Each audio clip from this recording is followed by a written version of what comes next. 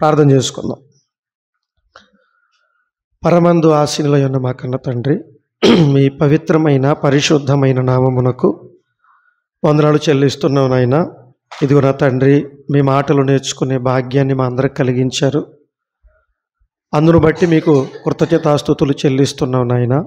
నిజంగా తండ్రి, ఈరోజు మీ మనస్సును మేము తెలుసుకోవాలన్నా, మీ ఉద్దేశాలు మేము అర్థం చేసుకోవాలన్నా, మీ జ్ఞాన గ్రంథాన్ని మేము చదవాలి, ధ్యానించాలి. తద్వారా మిమ్మల్ని సంతోషపరచాలి కన్న తండ్రి. మీ ఆత్మ సహాయాన్ని మా అందరికీ మెండుగా ఉంచండి. మా బ్రతుకుల్లో ఎల్లవేళలా మీరే మహిమ పొందుకోమని అర్థిస్తూ క్రీస్తు వారి పేర ఈ ప్రార్థన మీకు సమర్పిస్తున్నాము తండ్రి, ఆమేన్. మరలా చెబుతున్నానండి, బైబిల్ అంటే ఏంటి, దాన్ని ఎలా చదవాలి. నిజంగా బైబిల్ చదివే విధానం కానీ, బైబిల్ తెలుసుకునే విధానం కానీ ఈరోజు ప్రపంచానికి తెలియలేదు. కాబట్టి ఏమంటే అందరి చేతుల్లో ఒకటే బైబిలా? నేను చాలా సందర్భాల్లో చెప్పాను. బైబిల్లో 2 రకాలు ఉన్నాయి.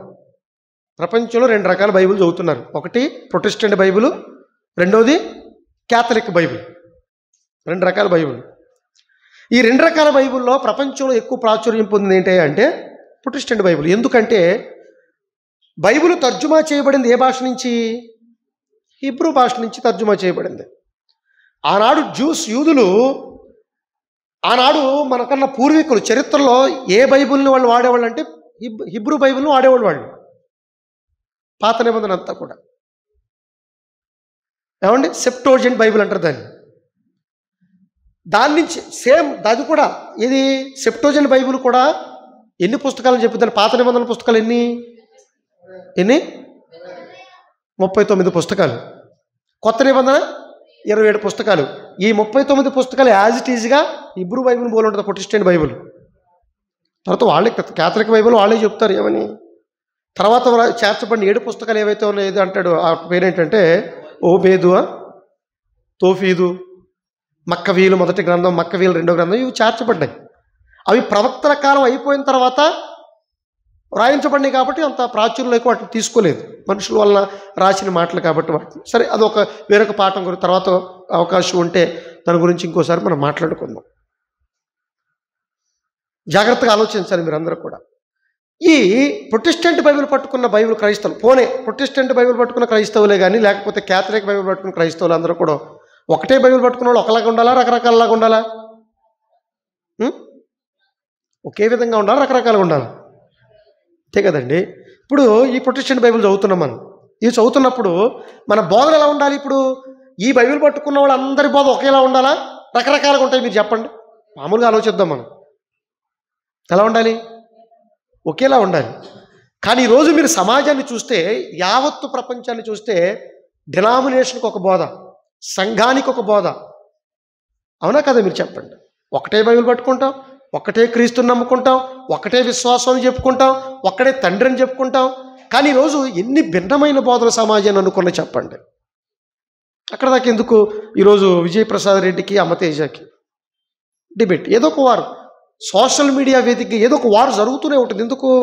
నాది రైట్ అంటే నాది రైట్, నాది రైట్ అంటే నాది రైట్. ఇంతకీ విజయప్రసాద్ రెడ్డి పట్టుకున్నది అదే బైబిల్, అమ్మతేజ పట్టుకున్నది అదే బైబిల్. కానీ ఒకటే బైబిల్ పట్టుకుని వీళ్ళిద్దరి మధ్య ఏం జరుగుతుంది? ఒక పోరాటం జరుగుతుంది. దేని మీద? బోధ మీద పోరాటం జరుగుతుంది. అంటే ఇప్పుడు దీన్ని బట్టి మనం ఏం అర్థం చేసుకున్నాం అంటే, ఒక్కటే బైబిల్ పట్టుకున్నప్పటికీ ఈరోజు భిన్నమైన బోధలు వచ్చాయంటే ఏం జరిగింది? అపార్థం జరిగింది. అంతే కదా? అవునా కదా? అపార్థం జరిగింది. దేని విషయంలో? బైబిల్ అర్థం చేసుకునే విషయంలో, చదివే విషయంలో ఈరోజు రకరకాలుగా చదవటం వలన, ఆ విషయం తెలియకపోవటం వలన ఈరోజు ప్రపంచంలో అబ్బో భిన్నమైన బోధలు వచ్చే దీన్ని చూసి అన్యులేమో నవ్వుకుంటున్నారు.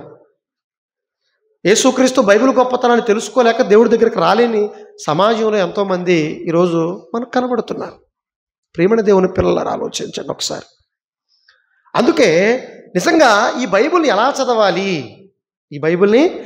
చదవాలి, ఎందుకు చదవాలన్నా ఈ ఫండమెంటల్ పాఠం కనుక మనం బాగా నేర్చుకుంటే మనం ఎలా బ్రతకాలి, ఎలా జీవించాలి, దేవుడిని ఎలా అర్థం చేసుకోవాలి, దేవుడు ఏం కోరుకుంటున్నాడు, ఆయన ఉద్దేశాలు ఏంటి, ఇవన్నీ కూడా మనకి అర్థమవుతాయి.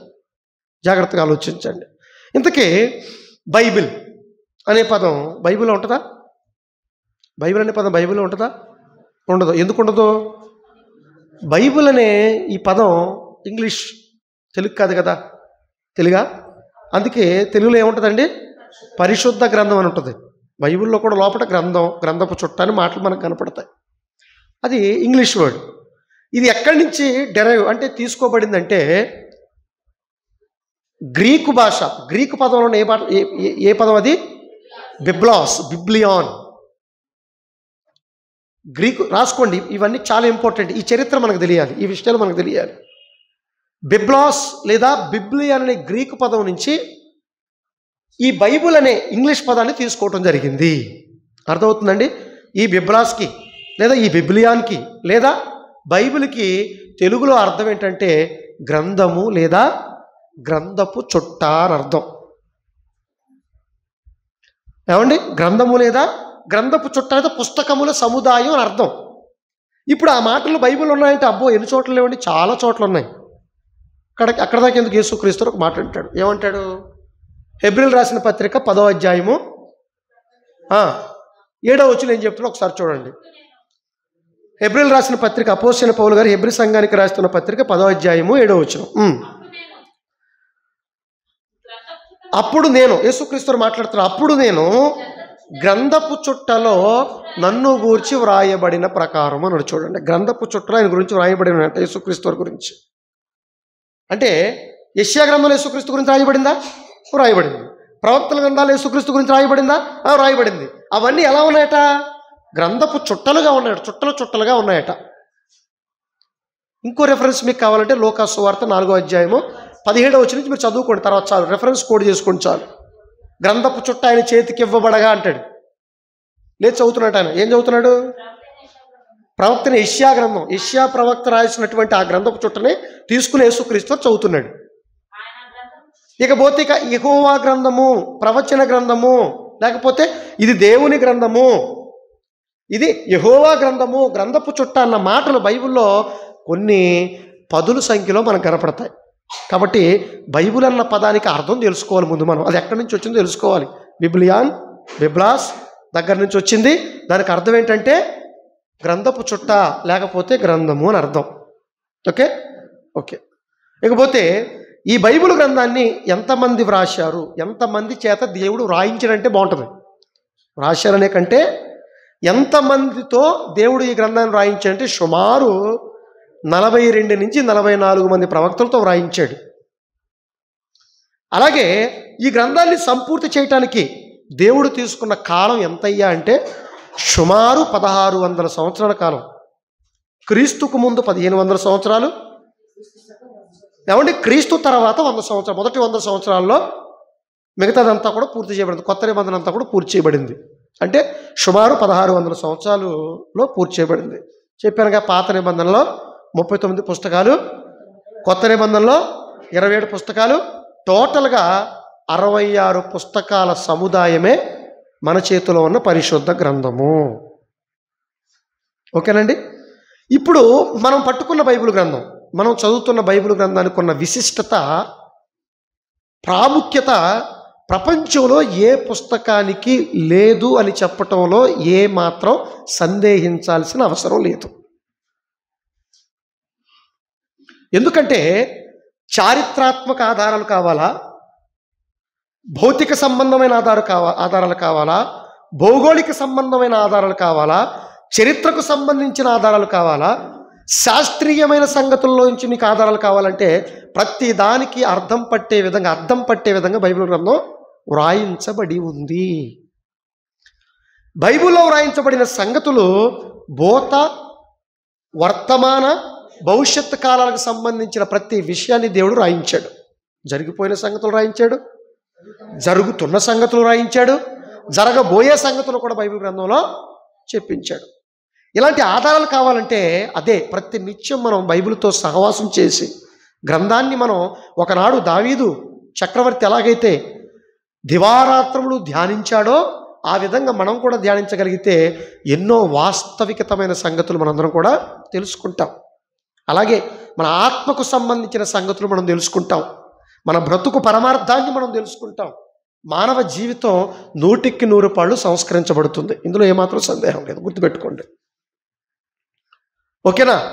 ఇది అన్ని పుస్తకాల్లాగా బైబిల్ గ్రంథం రాయించబడలేదు. ఎందుకు ఈ మాట నేను చెబుతున్నానంటే, ఇప్పుడు ఉదాహరణకి ఏదైనా పాఠ్య పుస్తకం ఉందనుకోండి, సైన్స్ జీర్ణ వ్యవస్థ ఉందనుకోండి, దాని గురించి వరుసగా లైన్ బై లైన్ సందర్భానుసారం, సందర్భం తర్వాత సందర్భం ఇలా ఉంటుంది. అలా ఒక మ్యాథ్స్ సబ్జెక్ట్ తీసుకుందాం అనుకోండి, ఒక లెక్క ఉంది, సూత్రం ఒకటి, దానికి ఒక పద్ధతిలో ఉంటుంది, ఒక లైన్. ఒక కథల పుస్తకం చూసుకున్నా, ఇంకోటి చూసుకున్నా ఒక లైన్లో ఉంటుంది. కానీ బైబిల్ అలా ఉండదండి. బైబిల్ గ్రంథం అలా ఉండదు. బైబిల్ గ్రంథం వ్రాయించబడిన విధానం, ఆ విధానం మనం తెలుసుకోగలిగితే నిజంగా ప్రపంచంలో నిజంగా కలెక్టర్ ముందు, లేకపోతే ఉన్నతమైన చదువులు IPS IAS ముందు పెట్టి బైబిల్ పెట్టినా వాళ్ళకి అర్థం కాదు. ఇది చదివే విధానం తెలుసుకోకపోతే, తెలిస్తే మాత్రం ఈజీయే. బైబిల్ ఒక పజిల్ అండి. ఏంటది?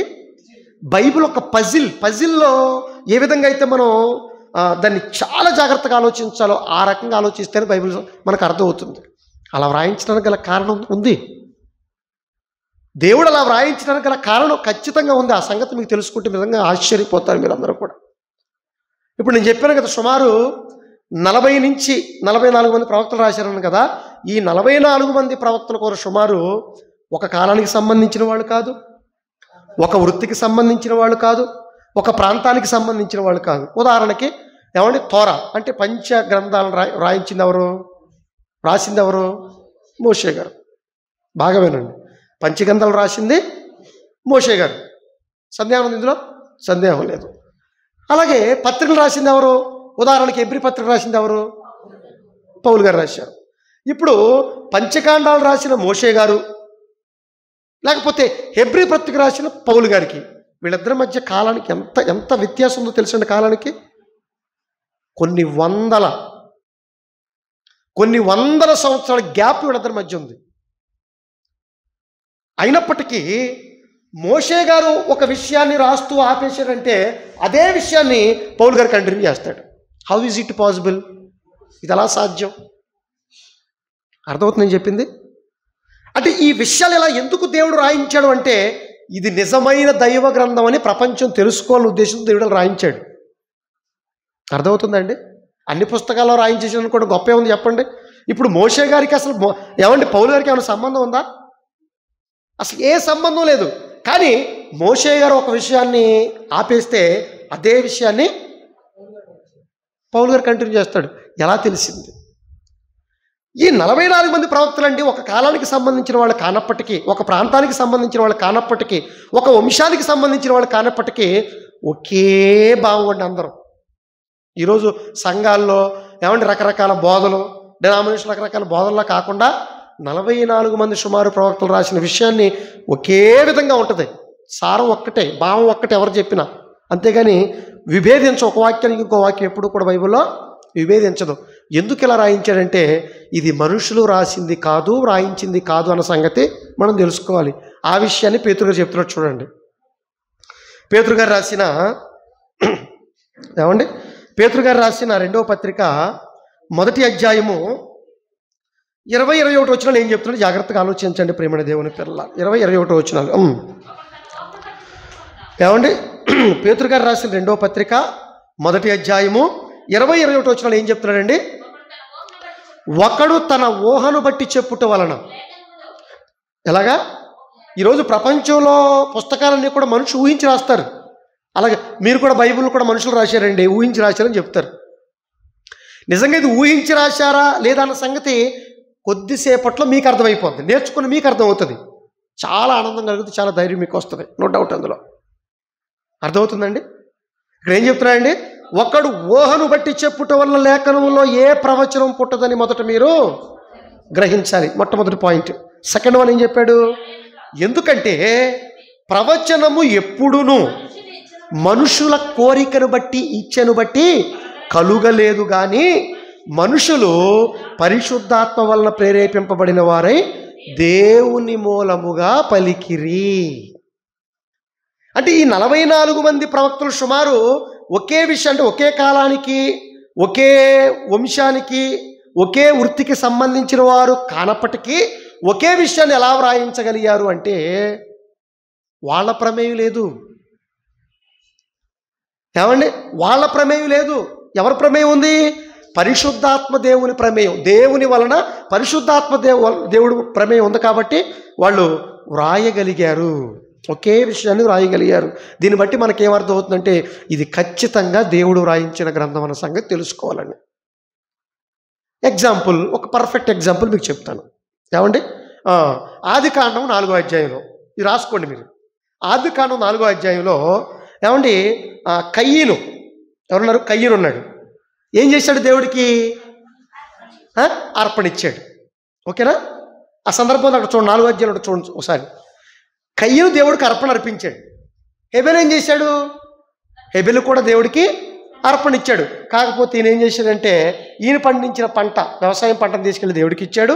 ఆయన మేపుతున్న గొర్రెల నుంచి తీసుకొచ్చి ఒకటి ఆయన ఇచ్చాడు. ఇంతకీ ఇద్దరిలో ఎవరిని యాక్సెప్ట్ చేశాడు దేవుడు? చెప్పాలి మీరు. హెబెలు అర్పణని యాక్సెప్ట్ చేశాడు. ఎందుకు? ఇప్పుడు నీకు ఇష్టం వచ్చినట్టు మాట్లాడటం కాదు. మనకి ఇష్టం వచ్చినట్టు మాట్లాడొచ్చా? మాట్లాడకూడదు. ఇలా ఇష్టం వచ్చినట్టు మాట్లాడటం వల్లనే ఈరోజు రకరకాల బోధలు వచ్చాయి. సింపుల్ లాజిక్ అండి. ఇప్పుడు మనకి బైబిల్లో ఒక సందేహం వచ్చింది, మనం ఎక్కడికి వెళ్ళాలి? మరలా బైబిల్లోకే వెళ్ళాలి, అక్కడే వెతకాలి. కానీ మన సొంత జ్ఞానం ఎప్పుడు కూడా చొప్పించకూడదు, గుర్తుపెట్టుకోండి. ఎందుకంటే మనకు కావలసిన ఎసెన్స్ అంతా కూడా దేవుడు, సారాన్ని అంతా కూడా దేవుడు రాయించేశాడు. కానీ వాళ్ళు చాలామంది మాకు దర్శనం వచ్చింది, మాకు దేవుడు ఎలా చెప్పాడు, మాకు ఎలా బయలుపరిచాడు అని సొంత జ్ఞానం చెప్తున్నారని ఎప్పుడు కూడా మన సొంత జ్ఞానాన్ని చెప్పకూడదు. ఆ విషయాన్ని పౌలు గారు కొత్త నిబంధనలు చెప్తున్నారు. ఇది అలాగే ఉంచండి ఈ సందర్భాన్ని. కొత్త నిబంధనలో కొరింథీయులకు రాసిన మొదటి పత్రిక 2వ అధ్యాయము 13వ వచనం. కొరింథీయులకు రాసిన మొదటి పత్రిక 2వ అధ్యాయము 13వ వచనం ఏం చెప్తున్నారు చూడండి ఒకసారి. ఇవన్నీ కూడా కోట్ చేసుకోండి, రెఫరెన్సెస్ కుదిరితే మీరు అందరూ కూడా రికార్డ్ చేసుకోండి. ఇంటికి వెళ్ళిన తర్వాత ఒక్కసారి మీరు అందరూ కూడా పర్స్యూ చేయండి వీటిని, మీకు బాగా అర్థమవుతుంది. ఈ పాఠం మీరు ఎన్ని సంవత్సరాలు సేవ చేయాలనుకుంటున్నారు, ఎంతకాలం బైబిల్ చదువుతారు, ప్రతి దానికి ఉపయోగపడద్దండి ఈ పాఠం. ఒక ఫౌండేషన్ ఈ పాఠం. ఇక్కడ పౌలు గారు ఏం చెప్తున్నారు? కొరింథీయులకు రాసిన మొదటి పత్రిక 2వ అధ్యాయం 13వ వచనం ఏం చెప్తున్నాడండి చూడండి. అది అంత క్లారిటీగా చెప్తున్నారు చూడండి. మనుష్య జ్ఞానపు నేర్పు మాటలతో కాక. ఎవరేంటండి? ఎవరైనా మనిషే. పౌలు గారు సాక్షాత్తు పౌలు గారు ఏమన్నాడు? నేను మీలాంటి స్వభావం కలిగిన మనుషుడినే. నేను అయ్యా మీలాంటి స్వభావం కలిగిన మనుషులే మేము. మీరు తిరగవలసింది ఎవరి వైపు? దేవుని వైపు తిరగండి, దేవుని వైపు తిరగండి. మేము ఉన్నది మిమ్మల్ని దేవుడి వైపు తిప్పటానికి. అర్థమవుతుందండి? కాబట్టి ఎప్పుడు కూడా దేవుడు ఇంత అమూల్యమైన మాటలు మనకి ఇచ్చినప్పుడు, నిజంగా వెలకట్టలేని మాటలు మనకి ఇచ్చినప్పుడు, ఇందులో ఉన్న సారాన్ని చదవకుండా మన సొంత జ్ఞానాన్ని చొప్పించవచ్చా? చాలా తప్పండి అది. ఈరోజు పేరొన్నికందిన పెద్ద పెద్ద బోధకులు ఇలాంటి తప్పుడు బోధలు చేస్తుంటే ఏమండి బైబిల్ ఎవరికి అర్థమవుతుంది చెప్పండి? ఈ విషయాలు మనం చెబుతుంటే ఏమండి బయట మమ్మల్ని విమర్శిస్తున్నారని మాట్లాడుతున్నారు. కానీ బైబిల్ ప్రతి మాటను మనం చూస్తుంటే నిజంగా మంచి మనసుతో, నిస్వార్థమైన హృదయంతో బైబిల్ చదువుతుంటే, తండ్రి నాకు జ్ఞానం ఇవ్వు తండ్రి అని దేవుడికి ప్రార్థన చేసి చదువుతుంటే వాస్తవాలు బయటపడతాయి చదివినప్పుడు.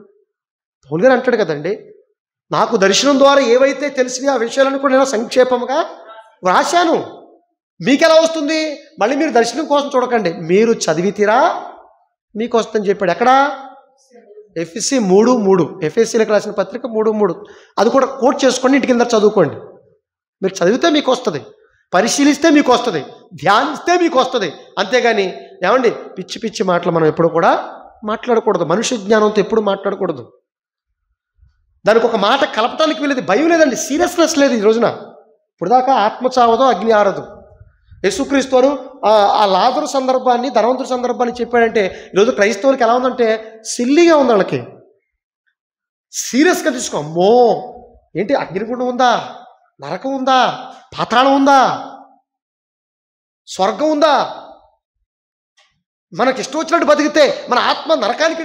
ఈ సీరియస్నెస్ ఉంటే ఎవడన్నా తప్పు చేస్తాడండి? అసలు తప్పుగా బతుకుతాడండి? బైబిల్లోని ఏ మాటలు సీరియస్గా తీసుకోవట్లేదండి. కానీ ఎన్ని వాస్తవాలు అవి, ఎంత వాస్తవాలు అవి. అందుకే మన బ్రతుకులు ఎలా ఉంటున్నాయి. అర్థమవుతుందండి? అందుకే మనుష్య జ్ఞానము నేర్పు మాటలతో కాక, ఇప్పుడు చెప్తున్నా ఒక అద్భుతమైన పాయింట్, ఆత్మ సంబంధమైన సంగతులను. ఏ సంగతులు అటివి? రిపీట్ చేస్తున్నాను. ఏ సంగతులు ఇవి? ఆత్మ సంబంధమైన సంగతులు. చూడండి, పౌలు గారు కూడా అదే మాట్లాడుతున్నాడు. బైబిల్లో ఉన్నవి శరీరానికి సంబంధించిన విషయాలు కావండి. శరీరానికి సంబంధించిన విషయాలు ప్రపంచంలో చాలామంది చెప్పారు. వాళ్ళు చెప్పిన యేసుక్రీస్తు చెప్తే ఇంకా తేడా ఏంటి? ఆ పుస్తకాలు చెప్పినట్టు బైబిల్ గ్రంథం చెప్తే తేడా ఏంటి? వాళ్ళు చెప్పనివి బైబిల్ చెప్పుద్ది. ప్రపంచంలో ఏ మేధావి చెప్పనివి యేసు చెబుతాడు. మన యేసు చెబుతాడు. అర్థమవుతుందండి? కాబట్టి ఆత్మ సంబంధమైన సంగతులు దేంతో సరిచూడాలి? ఆత్మ సంబంధమైన సంగతులతోనే సరిచూడాలి, కానీ నీ సొంత జ్ఞానంతో ఎప్పుడు కూడా చూడకూడదు. ఇప్పుడు అక్కడ చదివాం ఏంటి? ఆదికాండం 4వ అధ్యాయం చదివాం. ఏం చదివాం? హెబెలు అర్పణ ఇచ్చాడు, కయ్యను అర్పణ ఇచ్చాడు. కానీ ఎవరు అర్పణని దేవుడు యాక్సెప్ట్ చేశాడంటే హెబెలు అర్పణని యాక్సెప్ట్. ఎందుకు? అక్కడ ఆన్సర్ ఉందా? అక్కడ ఉందా అండి? అక్కడ లేదు. మరి ఎక్కడ ఉంటుంది? ఈ ఆత్మ సంబంధమైన సంగతిని మరలా నువ్వేం చేయాలి? ఆత్మ సంబంధమైన సంగతితో సరిచూడాలి. ఎక్కడ ఉంది చెప్పనా? హెబ్రీలు రాసిన పత్రిక చూడండి ఒకసారి. ఎందుకు యాక్సెప్ట్ చేసి అక్కడ చెప్తున్నాడు? 11వ అధ్యాయము 4వ వచనం. ఏమండి? హెబ్రీలు రాసిన పత్రిక 11వ అధ్యాయం 4వ వచనం ఏం చెప్తున్నాడు? విశ్వాసమును బట్టి హెబెలు కయ్యేను కంటే శ్రేష్టమైన బలి. ఏమండి? ఇప్పుడు నేను అడుగుతున్నాను మిమ్మల్ని ప్రశ్న. మోషే గారు అక్కడ చెప్పిన విషయం ఇది హెబెలు కయ్యను గురించి చెప్పిన విషయం. అసలు హెబెలు కయ్యనుకి అలా జరిగిందన్న సంగతి మోషేకి ఎలా తెలిసి ఇంతకీ? అర్థమవుతుందా మీకు? అసలు హెబెలు కయ్యను జరిగిన సందర్భం ఎప్పుడు? మోషే ఎప్పుడు వచ్చాడు? అవన్నీ జరిగిపోయిన తర్వాత కదా, ఎంతో కాలం తర్వాత మోషే గారు పుట్టడం జరిగింది. ఆ మోషే గారు ఇశ్రాయేల్ కాలంలో కదండి మోషే పుట్టింది, వాళ్ళు నడిపించడానికి. అంతేనా?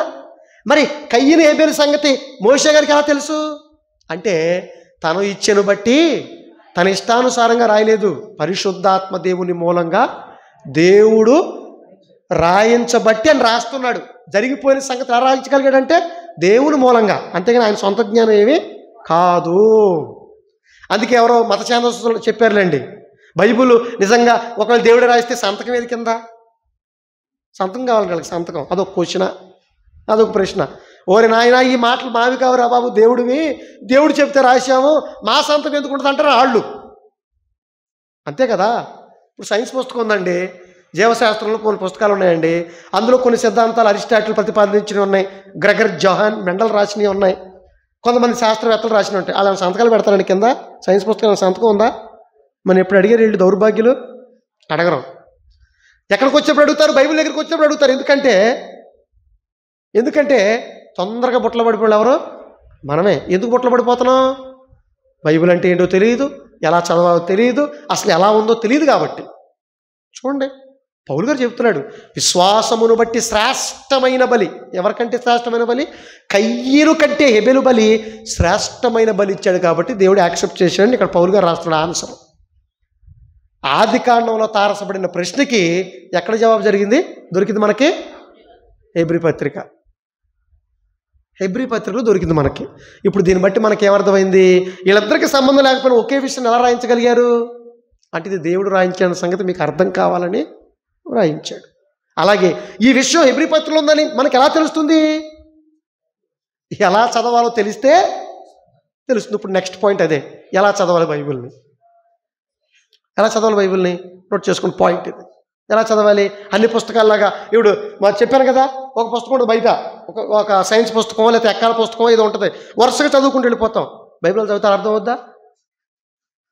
ఇప్పుడు ఇక్కడే ఆగిపోతాం. ఎక్కడ? నిజంగా ఏంటి, కయ్యను అర్పణ వద్దన్నాడు, హెబెలు అర్పణ కావాలంటున్నాడు, ఏం జరిగింది? అక్కడ ఆగిపోలేక బుర్ర చింపేసుకోవాలి మనం. ఇప్పుడు చదివే విధానం కనుక మనకు తెలిస్తే అప్పుడు మనం దాన్ని పరిశీలించుకుంటూ వెళ్తాం. అంతే కదా? చూడండి, నేను చెప్తున్నా చూడండి. ఏమండి, యెషయా గ్రంథం చూడండి ఒకసారి. యెషయా గ్రంథము 34వ అధ్యాయము.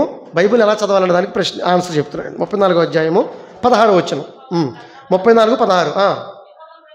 యెషయా గ్రంథం 34వ అధ్యాయం 16వ వచనం. నేను చెప్తాను, యెహోవా గ్రంథమును. ఏ గ్రంథం అండి? అది చెప్తాను చూడండి. దేవుని గ్రంథం ఇది, మనుషుల గ్రంథం కాదు. దేవుని గ్రంథంలో మనుషులు సంతకం పెడతారా?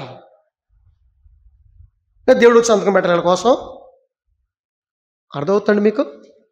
కాబట్టి ఇక్కడ ఏం చెప్తున్నాడండి, యెహోవా గ్రంథమును ఎలా చదవాలంటే పరిశీలించి చదవాలి. ఎలా చదవాలి? ఈ రోజు నిజంగా బైబిల్ గ్రంథాన్ని పరిశీలించి చదివాడు ఎవరు ఉన్నారా? ఉన్నారా? ఇప్పుడు కూరగాయలు ఎవరో అమ్మొస్తారు. కూరగాయలు ఇలాగ మన టైటస్ నగరం ఈ చర్చి ముందు నుంచి అలా వెళ్తున్నారు. ఇప్పుడు ఏమో కూరగాయలు తీసుకోవాలి, మనం పిలిచాం, కూరగాయలను పిలిచాం. ఏమండి కేజీ టమాటాలు ఇచ్చేయండి, కేజీ ఉల్లిపాయలు ఇచ్చేయండి అని ఇచ్చిన వెంటనే తీసుకుంటావు. నువ్వు ఏం చేస్తావు? పుచ్చుందా లేదా, టమాటాలు ఎర్రగా ఉన్నవా లేవా చూస్తావా చూడవా? పరిశీలన. బట్టల షాప్కి ఏ బట్టలు పడతా బట్టలు తెచ్చుకుంటావా? పరిశీలన. అంటే భూమి మీద ఏమండి భౌతిక సంబంధమైన ప్రతి విషయంలో ఎంతో పరిశోధన మనిషికుందే. ఏమండి మరి దేవుడు రాసిన మాటల్ని మనం పరిశోధించకుండా ధ్యానించకుండా మనకు అర్థమవుద్దండి? అందుకే చెబుతున్నాడు నాయన, ఇదిగో ఈ గ్రంథాన్ని మీకు ఇస్తున్నాను. ఈ గ్రంథాన్ని ఇస్తూ ఈ గ్రంథాన్ని ఎలా చదవాలో కూడా మీకు నేను చెబుతున్నాను. దేవుడు చెప్పాడండి. ఆ చెప్పిన విషయం కూడా మనకు అర్థం కాదంటే ఏంటి అర్థం? అసలు దాని వైపు చూస్తేనేగా. బైబిల్ ఎప్పుడు గుర్తుకొస్తుంది మనకి? అయితే ఆదివారం, లేదంటే అవసరం, పక్కన పడేస్తారు. చదివితే అందులో ఉన్న జ్ఞానం మనకు అర్థమైతే అసలు ఏది నిజం? విజయప్రసాద్ రెడ్డిది నిజమా? అమ్మ తేజాది నిజమా? ప్రపంచంలో ఆయన బోధ నిజమా? ఈయన బోధ నిజమా? అమ్మో ఇంటి రకరకాల బోధలు ఏంటి, ఇప్పుడు నేను ఏం నమ్మాలండి అని ఏడవకూడదని, ఎవడు చెప్పినా నువ్వు నమ్మకూడదని, ఏం వింటున్నావో జాగ్రత్త అన్నాడు యేసుక్రీస్తు. అందుకే నువ్వు మోసపోకూడదని నీకు ఈ విషయాలు నీకు ఇస్తున్నాను నాన్న, నీకు రాసిస్తున్నాను. నీ భాషలోనే నీ చేతిలోకి వచ్చింది, చదువు, ధ్యానించు. ఒకనాడు దావీదు గారు దివారాత్రములు ధ్యానించువాడు ధన్యుడు. ఎప్పుడు దివా రాత్రి అంటే పగలు రాత్రి. పగలు 1 గంట చదవటానికే మనకి ఇబ్బంది, రాత్రి 1 గంట చదవటానికి ఇబ్బంది. ఇంకా దివారాత్రులు ధ్యానించేంత సమయం మనకుందా? వాటిని నెమరు వేసుకునే సమయం మనకుందా? అలా చదివితే అప్పుడు విషయం మనకి అర్థమవుతుంది. పరిశీలన. ప్రారంభ శతాబ్దంలో ఒక పట్టణస్థులు అదే విధంగా లేఖనాలు చేశారండి. బైబిల్ అలాగే చేశారండి. ఎలా చేశారు? అపోస్తుల కార్యాలు 17వ అధ్యాయం 11వ వచనం. అపోస్తుల కార్యములు 17వ అధ్యాయం 11వ వచనం చదవండి. 17వ అధ్యాయం 11వ వచనం. ఎవరట? బెరయా పట్టణస్థుల గురించి మాట్లాడుతున్నాడండి. ఎవరి గురించి మాట్లాడుతున్నాడు? బెరయా పట్టణస్థులు. బెరయా పట్టణంలో ఉన్న క్రైస్తవుల గురించి మాట్లాడుతున్నాడు. ఏమని? వీరు తెస్సలోనికయుల కంటే, అంటే ఆల్రెడీ తెస్సలోనిక సంఘంలో ఉన్న వాళ్ళే గొప్పవాళ్ళుగా ఉన్నారు. ఆల్రెడీ వాళ్ళు దండులు, మంచి ప్రవర్తన, మంచి దినదిన ప్రవర్ధనమానంగా వాళ్ళందరూ కూడా ఎదుగుతున్నారు. వారికంటే గనులు ఉన్నారట. ఎక్కడ? బెరయా పట్టణస్థులు. నిజంగా దేనితో కొలిచాడు దేవుడు వాళ్ళని? దేని కొలబద్దతో కొలిచి వాళ్ళని గనులుగా సర్టిఫై చేశాడు దేవుడు, పరిశుద్ధాత్మ దేవుడు. చెప్పండి మీరు. అంటే కింద చెప్తున్నాడు అక్కడ ఏమని? ఆసక్తి. ఫస్ట్ ఏంటంటే వాళ్ళకున్నది బైబిల్ చదివే విధానం చెప్తున్నాడు ఇక్కడ. బెరయా పట్టణస్థులకి ఏముంది? ఫస్ట్ పాయింట్ ఆసక్తి. ముందు దేవుడు కోసం బ్రతకాలన్న నిర్ణయం తీసుకోవాలన్నా, బైబిల్ చదవాలన్నా, సేవ చేయాలన్న ముందు మనకి ఏముండాలి? ఆసక్తి ఉండాలి. ఏ విషయం పైన? ఆత్మ విషయం పైన ఆసక్తులు ఉండాలి మనకి. అందుకే అంటాడు పౌలు గారు, ఆత్మ విషయమై తీవ్రత, ఆసక్తి, మాంజులు కాక అంటాడు. ఈరోజు శరీరం గురించి ఉన్న ఆసక్తి ఈరోజు బైబిల్ కూడా ఎలా బోధిస్తున్నారంటే, బతకడం కోసం పట్టుకున్న వాళ్ళు కొంతమంది, ఏమండి అధికారం కోసం పట్టుకున్న వాళ్ళు కొంతమంది, ఇక కూర్చున్న విశ్వాసులు కూడా మేము బైబిల్ నేర్చుకోవాలి, వాక్యాన్ని నేర్చుకోవాలి, దాన్ని పరిశోధించాలి, దేవుణ్ణి నేను తెలుసుకోవాలి, దేవుణ్ణి నేను అన్వేషించాలి అన్న తృష్ణత ఎవరు రావట్లేదండి.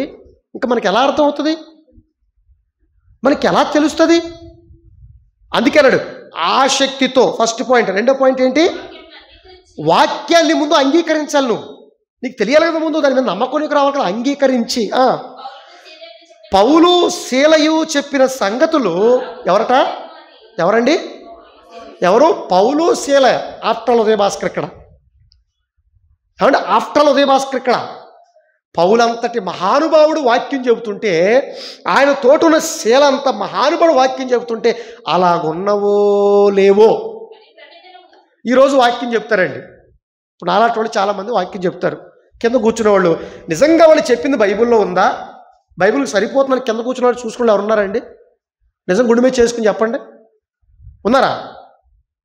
ఆయన ఏం చెప్తే, మేము నమ్మిన ఉదయ భాస్కర్ ఏం చెప్తే అదే. మా పాస్టర్ గారు ఉదయ భాస్కరు ఆయన ఏం చెప్తే అదేనండి. ఆయన కుందేలకు 3 కాళ్ళు అంటే 3 కాళ్ళే, అంతేనా? కానీ బెరయా పట్టణస్థులు అలా లేరు. ఎలా ఉన్నారు? అలా ఉన్నవో. ఇంతకీ పౌలు గారు చెప్పింది యెషయా గ్రంథంలో చెప్తున్నాడు. ఎవరు? పౌలు గారు యెషయా గ్రంథం తీసి చెప్తున్నాడు అనుకుందాం. ఇంతకీ యెషయా గ్రంథంలో అలా ఉందా లేదా? బా, ఎంత గొప్ప విషయం. ఇలా గనక విశ్వాసులు గనక చైతన్యవంతులైతే, ప్రపంచంలో క్రైస్తవులందరూ కూడా ఆలోచనాత్మక దృక్పథంలో ఉంటే గనక ఈరోజు బైబిల్ అపార్థమయ్యేది కాదు. ప్రపంచంలో క్రైస్తవ్యం అంతా ఒక్క తాటి మీద ఉండేది. No doubt at all. అలాగున్నవో లేవో అని మళ్ళీ ఎప్పుడు? ఆదివారం కాదు, మనలాగా శుక్రవారం కాదు, ప్రతి దినము లేఖనములు అంటే దేవుని వాక్యాన్ని పరిశోధించుచు వచ్చిరి. పరిశోధన. ఎలా పరిశోధన? ప్రతిరోజు పరిశోధన. ఎలాంటి పరిశోధన? ఆసక్తితో కూడిన పరిశోధన. మళ్ళీ ఎవరు చెప్పినా నమ్మట్లేదట వాళ్ళు. వాళ్ళకి మన పౌలు గారు దేంతో కొలిచారు? వాళ్ళు వాక్యంతో కొలిచారు. వాళ్ళు హ్యాట్సప్. అందుకే దేవుడు వాళ్ళని గనులు అన్నారు. ఈరోజు ఉన్నారు సంఘంలో ఎంతమంది జనాలు ఉంటే వాళ్ళు గనులు, ఎంత ఎక్కువ మంది మీటింగ్కి వెళ్తే వాళ్ళు గనులు. అంతేగాని వాక్యాన్ని బట్టి ఘనత, వాక్యాన్ని బట్టి కొలబద్ద వేసి చూసేవాడు ఎవరైనా ఉన్నారా అండి? అసలు అలా ఉన్నారండి? సత్యానికి ఎప్పుడు కూడా చిన్న చూపేనండి. క్రైస్తవుల్లో కూడా సత్యానికి చెవినివ్వదండి ఈ ప్రపంచం. దేవుడు చెప్పాడు, సత్యానికి చెవినిచ్చే ప్రపంచం కాదని చెప్పాడు. అర్థమవుతుందండి?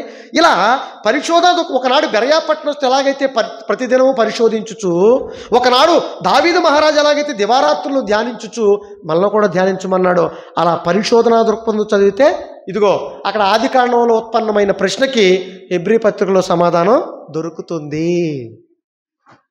ఈ విషయాలు మనకు అర్థమైనప్పుడు అమ్మో, నిజంగా ఎంత మంచి పజిల్, నిజంగా దేవుడు అలా రాయించాడా? ఇది దేవుడు రాయించాడా? నీకు నమ్మకం కలగాలని ఆధారాలతో సహా దేవుడు రాయించాడు. ఇంకా చూద్దాం, ఇంకా ముందుకెడదాం. ఏమని?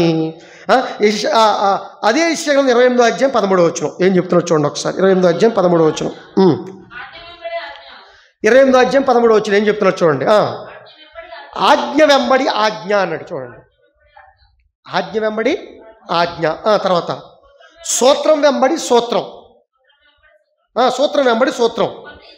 కొంత ఇచ్చట కొంత అచ్చట యెహోవా వాక్యం మీకు వస్తుంది అన్నాడు చూడండి. మళ్ళీ రిపీట్ చేస్తున్నాను. ఆజ్ఞ వెంబడి ఆజ్ఞ, సూత్రం వెంబడి సూత్రం. ఈ ఆజ్ఞ వెంబడి ఆజ్ఞ ఎలా జారీ చేశాడు? సూత్రం వెంబడి సూత్రం ఎలా జారీ చేశాడంటే, కొంత అచ్చట ఉంది, కొంత ఇచ్చట ఉంది. కొంత అచ్చట అంటే మోషే గారు రాయించింది కొంత అచ్చట ఉంది. ఇదిగో పౌలు గారు రాసిన మ్యాటర్ ఇంకా కొంత ఇచ్చట ఉంది. ఇంతకు రాసింది ఒకటే మ్యాటర్. నోట్ దిస్ పాయింట్ ఎవరు అన్నారు? ఏంటిది? కొంత అచ్చట ఎక్కడుంది? ఆది కాండంలో కొంత అచ్చట ఉంది. ఎక్కడ? ఆది కాండం 4వ అధ్యాయం ఉంది. ఇచ్చట ఎక్కడుంది? ఇచ్చట హెబ్రీ పత్రికలో కొంత ఇచ్చట ఉందన్నమాట. ఇప్పుడు ఈ రెండు పరిశోధన దృక్పథంతో మనం చదివితే ఆ ఆజ్ఞ వెంబడి ఆజ్ఞ అంటే మనకు అర్థమవుతుంది. అర్థమవుతుందా? అర్థమవుతుంది. ఓకే. ఆజ్ఞ వెంబడి ఆజ్ఞ ఇంకా మనకు బాగా అర్థం కావాలంటే, ఉదాహరణకి ఇవాళ దశమ భాగాలు అందరికీ తెలుసు కదండి. దశమ భాగాల గురించి అందరికీ తెలుసు కదా. టూకీకి చెప్పుకుంటూ వెళ్తున్నాం మీకు నేను. దశమ భాగాలు ఉన్నాయి. ఈరోజు ఎప్పటికే దశమ భాగాలు మాకు ఏమని అడుగుతున్నారు. వాస్తవానికి దాన్ని ఎలా తీసుకొచ్చాడు? ఆజ్ఞ వెంబడి ఆజ్ఞ, సూత్రం వెంబడి సూత్రం, కొంత అచ్చట కొంత ఇచ్చట ఎలా తీసుకొచ్చాడంటే, ఇప్పుడే మనం చదివాం ఆది కాండం 4వ అధ్యాయం. ఫస్ట్ దేవుడికి ఇవ్వటంలో ఎలాంటివి, ఇప్పుడు ఏం చేశారు వాళ్ళు? అర్పణలు ఇచ్చారు. ఫస్ట్ ఏమిచ్చారు? అర్పణలు ఇచ్చారు. ఇప్పుడు కయ్యనేమో వ్యవసాయ తను పండించిన దాంట్లో కొంత తీసి, అప్పుడు డబ్బులు లేవుగా. ఇప్పుడు పాస్టర్లకు ఇచ్చినట్టు డబ్బులు మన దగ్గర, అప్పుడు వాళ్ళ దగ్గర డబ్బులు లేవుగా. పంటలు ఉన్నాయి, తీసుకెళ్ళి పంటలు ఇచ్చారు. తర్వాత ఆయన ఏం చేశాడు? అర్పణ. ఆయన దగ్గర ఆయన మేపుకున్న గొర్రెలు తీసి అర్పణ ఇచ్చాడు. తర్వాత ఏం చేశాడు? ధర్మశాస్త్రం వచ్చిన తర్వాత దేవుడు వాళ్ళని కొన్న బలిమ్మన్నాడు. పస్కా బలి అన్నాడు, ఇంకో రకరకాల బలి అన్నాడు, అదన్నాడు బలి అన్నాడు. లేకపోతే పౌరాల్లో నిష్కలం తీసుకొచ్చిన బలిమ్మన్నాడు. అంటే ఎలా మారింది? దేవుడు ఇవ్వమంటూ వెనకాల ఫస్ట్ ఏమో వాళ్ళ కయ్యను హేబేలు ఒక రకంగా ఇచ్చారు. ధర్మశాస్త్రం వచ్చిన తర్వాత ఒక రకంగా ఇచ్చారు. తర్వాత మోషే గారు, ఈ ఇశ్రాయేల్ అందరూ ఏర్పాటు అయిపోయింది. మోషే గారి నాయకత్వం వచ్చిన ఇశ్రాయేల్ అందరూ కూడా ఈ ఇశ్రాయేల్ అందరికి కూడా ఇచ్చినప్పుడు వాళ్ళని ఈ 12 గోత్రాల్లో ఒక గోత్రమైన లేవి గోత్రానికి ఏం చేయమన్నాడు? ఈ 11 గోత్రాలలోనే దశమ భాగం వాళ్ళకి ఇమ్మన్నాడు. అంటే ఎలా మారుతుంది చూడండి. దేవుడు ఫస్ట్ ఏమో అర్పణ, తర్వాత బలి, తర్వాత దశమ భాగం వచ్చింది. ఈ కొత్త నిబంధనకు వచ్చేసరికి ఎలా మారిందంటే, ఇదిగో తమ చర స్థిరాస్తులను తీసుకొచ్చేసి దేవుడికి ఇవ్వటం మొదలుపెట్టారు. ఎవరు? అపోస్తులు. ఇంకా లోతుకెళ్ళిపోతే పౌలు గారు అన్నాడు, సజీవ యాగంగా మీ శరీరాన్ని దేవుడికి ఇచ్చి అసలు మిమ్మల్ని మీరే దేవుడికి సమర్పించుకోండి అన్నాడు. అంటే ఇప్పుడు మనకి ఏమర్థమైంది? ఆజ్ఞ వెంబడి ఆజ్ఞ, సూత్రం వెంబడి సూత్రం, కొంత అచ్చట కొంత ఇచ్చట. ఇప్పుడు ఈ దశంభాగాల గురించి మనకు తెలియాలంటే నిర్గమాకాండం, ద్వితీయోపదేశకాండం అవి చదివితే మనకు అర్థమవుతుంది. అర్పణ గురించి మనకు అర్థం కావాలంటే ఆది కాండం చదివితే మనకు అర్థమవుతుంది. కొంత అచ్చట అక్కడ ఉంది. ఇప్పుడు ఏమంటే కొత్త నిబంధన వచ్చేసరికి ఇప్పుడు ఏమన్నాడు? చరస్థిరాస్తులు తీసుకొచ్చి ఇచ్చేస్తున్నారట. దశంభాగం వచ్చుగా. అసలు కొత్త నిబంధనలు ఎక్కడైనా దశంభాగాలు ఇచ్చినట్టుగానే పుచ్చుకున్నట్టు అక్కడ ఒక సందర్భం మనం చూపించగలమండి? ఒక్క సందర్భం. మరి ఎలా మాట్లాడుతున్నాం మనం? ఎలా ఏమని అడుగుతున్నారు చెప్పండి? అది ఎవరికి? ఇదే ఈ విశ్లేషణ రావాలి, బైబిల్ చదివే విధానం రావాలి, తెలుసుకోవాలి మనం. అర్థమవుతుందండి? అలా ఆజ్ఞ వెంబడి ఆజ్ఞ, సూత్రం వెంబడి సూత్రం, కొంత అచ్చట కొంత ఇచ్చట. ఇంకా మీకు బాగా అర్థం ఇంకొక సందర్భం చెప్తానండి మీకు. ఇప్పుడు రక్షణ గురించి అందరికీ తెలుసు కదా. మనం ఎలా రక్షణకు వస్తుంది? మనకి ఎలా రక్షణ వస్తుంది? ఎవరిని అడగండి. క్రైస్తవులకి వెళ్ళి మనకు రక్షణ ఎలా వస్తుందని అడిగామనుకోండి, ఏం చెప్తారు? ఏముందండి, బాప్తిసం తీసుకుంటే రక్షణ వస్తుందండి. బాప్తిసం తీసుకుంటే రక్షణ వచ్చేస్తుందా? బైబిల్ ఉందా? ఉంది. ఎక్కడుంది? మార్కు సువార్త 16వ అధ్యాయము 15వ వచనం ఏమన్నాడు? నమ్మి బాప్తిసం పొందినవాడు, ఇదిగోండి వాక్యం ఉంది కదండి, నేనంటాను నమ్మి బాప్తిసం పొందితేనే రక్షణ పొందరు అని నేనంటా. అతనే ఉంటాడు, ఇదిగో వాక్యం ఉంది కదండి, నమ్మి బాప్తిసం పొందిన రక్షణ పొందిన బైబిల్ ఉంది కదా, అక్కడతో ఆగిపోతే అయిపోద్ది. ఆజ్ఞ వెంబడి ఆజ్ఞ. ఇంకేమైనా బైబిల్లో ఉందా? పరిశీలన దృక్పథం ఉండాలి కదా. దీనికంటే ముందు ఏం జరగాలి? రోమపత్రిక వెళ్ళాలి, చదవాలి. మరి రోమపత్రిక 10వ అధ్యాయము 9వ వచనం. రోమపత్రిక 10వ అధ్యాయము 9వ వచనం ఏం చెప్తున్నాడండి? యేసు ప్రభు అని మీ నోటితో ఒప్పుకుని, ఏమన్నా ముందు బాప్తిసం తీసుకుని ముందు ఏం జరగాలి? నువ్వు యేసు ప్రభు అని, నీకు ప్రభు అని, ఆయన రాజు అని నువ్వు నోటితో ఒప్పుకొని, దేవుడు మృతుల్లో నుంచి ఆయన్ను లేపెనని మీ హృదయమందు ముందు విశ్వసించిన ఎడల మీరు రక్షింపబడు. మరి ఈ రక్షణ ఏంటి? మరి దీన్ని వదిలేసింది. ఆ మాట చదువుకున్న వాళ్ళు దీన్ని వదిలేశారు. ఆ ఆజ్ఞ చూసిన వాళ్ళు ఈ ఆజ్ఞ మర్చిపోతే ఎలాగా? ఆ సూత్రం చూసిన వాళ్ళు ఈ సూత్రం మర్చిపోతే ఎలా? అందుకే ఆజ్ఞ వెంబడి ఆజ్ఞ, సూత్రం వెంబడి సూత్రం, కొంత అచ్చట కొంత ఇచ్చట.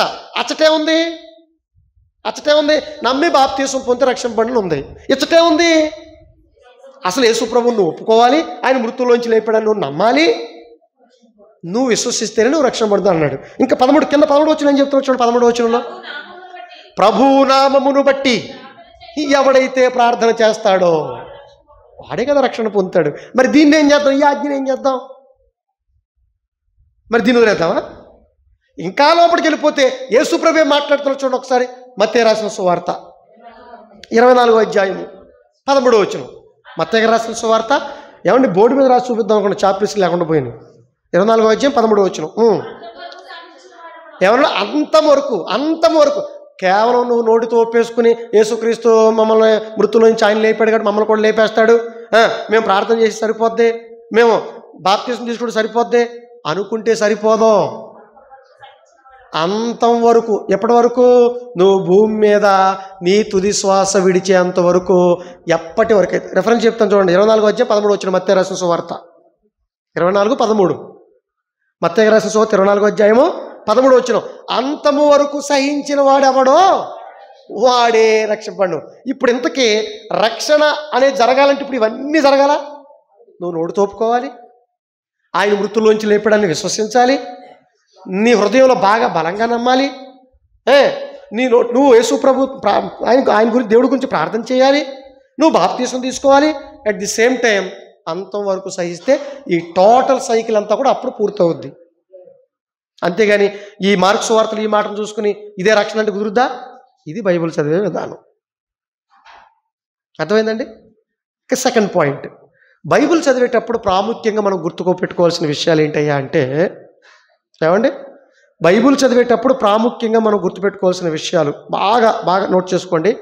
ఫస్ట్, కాలము బట్టి బైబిల్ని విశ్లేషించాలి. రెండోది, సందర్భము ఖచ్చితంగా విశ్లేషించాలి. థర్డ్ పాయింట్, భాష. అక్కడ అక్కడ ఫుల్ స్టాప్ ఉందా, కామ ఉందా, భాష ఏ భాష ప్రయోగించాడు, ఏ భాషలో అది వ్రాయించబడింది. మార్కు సువార్త వ్రాయించబడిన భాష వేరు, మత్తయి గారు రాసిన సువార్త వ్రాయించబడిన భాష వేరు. అంటే వాళ్ళు ఏ కోణం రాశారంటే అక్కడున్న ప్రజలను బట్టి, వారున్న మైండ్ సెట్ని బట్టి వ్రాయించబడింది. ఆ భాష ఏ భాషతో రాసిందన్న సంగతి కూడా మనం, ఆ భాషా ప్రాముఖ్యత మనందరికీ తెలియాలి. 3 తర్వాత భావం ఖచ్చితంగా తెలుసుకోవాలి. ఏదో అక్షర రూపంగా ఉందని చదువుకుంటూ వెళ్ళిపోతే బైబిల్ అర్థం కాదు. భావం తెలుసుకో. ఈ 4 పాయింట్లు చూడాలి. ఈ 4 పాయింట్లు చూద్దాం ఒకసారి. సెకండ్ టాపిక్లో 4 పాయింట్లు వచ్చాయి. ఒకటి కాలం. కాలం దీన్ని పేతురు గారు ఒక మాట చెప్తున్నారు చూడండి. పేతురు గారు రాసిన ఏమండి మొదటి పత్రిక 1వ అధ్యాయం 10-11 వచనాలు కలిసి ఉంటే చివరి మాట చూడండి. చూడండి, ఆనాడు ప్రవక్తలు అంటే వాళ్ళందరూ కూడా ఎలా ఆలోచించారంటే వాళ్ళ ఆత్మ, ఆ ఆత్మ వాళ్ళు ఎలా ఆలోచించారు చెప్తున్నారు చూడండి. బైబిల్ని లేఖనాలు ఎలా ఆలోచించారంటే ఏ కాలమునకు, ఏ కాలమును బట్టి, ఎట్టి కాలమును సూచించుచూ వచ్చెనో దాన్ని విచారించి పరిశోధించాలండి మనం. పేతురు గారు చెప్తున్నాడు, ఆత్మ ఆత్మ ఏ కాలమును బట్టి, ఎట్టి కాలమును సూచించునో. అప్పుడు ఇప్పుడు దాకా చెప్పాను కదండి, అర్పణ ఉంది. అర్పణ ఏ కాలానికి? దశంభాగం ఉంది ఏ కాలానికి? ఇప్పుడు అర్పణ ఉంది, సజీవంగా ఇదే కాలం. తెలుసుకోవాలొద్దా? తెలుసుకోవాలొద్దా? ఇప్పుడు స్వస్థల మీద అబ్బో పెద్ద డిబేట్లు జరుగుతున్నాయి. ఇప్పుడు స్వస్థలు జరుగుతాయా లేవా? అంతే కదా, మరి కాలం బట్టి చూడాలి కదా. ఆనాడు మరి ఏమంటే స్వస్థత లేవంటారేంటండి మీరు? స్వస్థత లేవని మనం అంటలేదండి. స్వస్థత ఖచ్చితంగా దేవుడిస్తే మనందరికీ ఇప్పుడు ఇచ్చినా, ఆనాడు ఇచ్చినా, ఈనాడు ఇచ్చినా దేవుడే ఇవ్వాలి. ఎవరు ఇవ్వాలి? దేవుడే ఇవ్వాలి. ఆనాడు ప్రవక్తల ద్వారా, యేసుక్రీస్తు ద్వారా స్వస్థలు ఇచ్చాడు. ఇచ్చాడా? ఇచ్చాడు. ఆనాడు ఆ కాలంలో ఇచ్చాడు. ఇప్పుడు ఇస్తాడంటే, ఇప్పుడు ఇస్తాడంటే ఈ కాలంలో జరుగుతాయి. మరి వాళ్ళు జరుగుతాయని చెప్తున్నారు, వాటిని చూపించి మనకి. అందుకే ఆత్మ ఏ కాలాన్ని బట్టి సూచించిందో ఆ సందర్భం ఏంటో మనకు తెలియాలి. మరి ఇది మీకు అర్థం కావాలంటే ఏమంటే పౌలు గారు తన నడికట్టు, తన గొడ్డ తగిలితే చచ్చిపోయాడు, పైకి లేచిపోడండి.